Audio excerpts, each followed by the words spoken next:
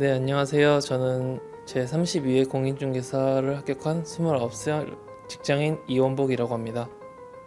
이제 제가 직장인이기도 한데 앞으로 이제 계속 뉴스 같은 데서도 100세 시대라고 얘기를 해서 이제 회사를 다니면서 어떤 자기 개발을 해볼까 생각을 해봤습니다. 근데 이제 공인중개사라는 직업 특성상 나중에 나이가 들어도 뭐 힘든 거에 비해서 고수익도 가능하기도 하고 전문직이기도 해서 과감없이 공부를 하자고 결심을 했습니다. 네, 우선은 첫 번째로는 해커스를 선택한 것이고요. 두 번째는 이 체계적인 커리큘럼이라고 생각합니다. 아무래도 제가 직장인이다 보니까 제가 제 스스로 커리큘럼을 계획하기가 힘들었었는데 이 해커스에서는 교수님들이 하라고 한 대로만 공부를 하니까 합격을 할 수 있었던 것 같습니다. 네, 우선 첫 번째로는 평생 환급반이었습니다.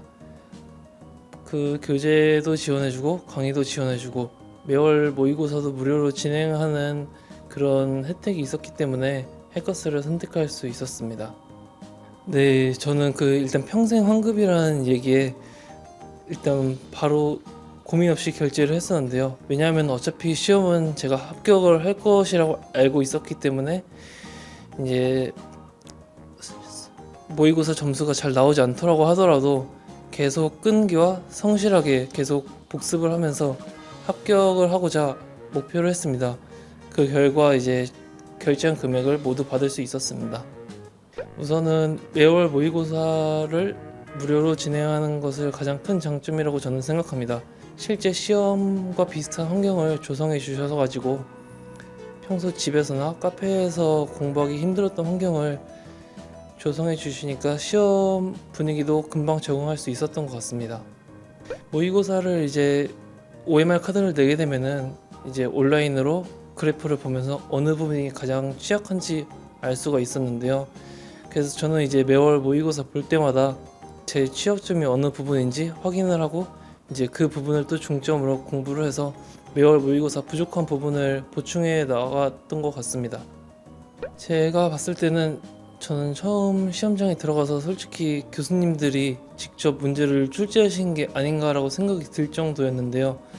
그래서 세법이나 공법도 고득점을 받을 수 있었고 문제를 풀면서 솔직히 속으로는 웃었던 것 같습니다.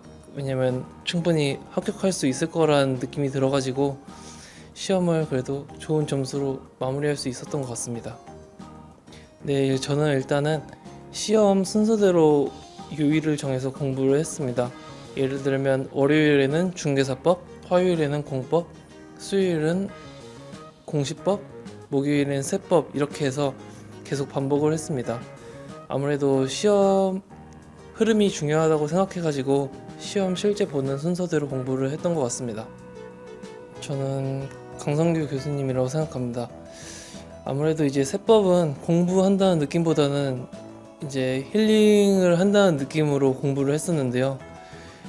중간중간 재밌는 농담도 해주시고 시도 읊어주시고 암기 코드도 제가 직접 외우려고 하지 않아도 저절로 외울 수 있게 해주셔가지고 고득점을 할 수 있었던 것 같습니다.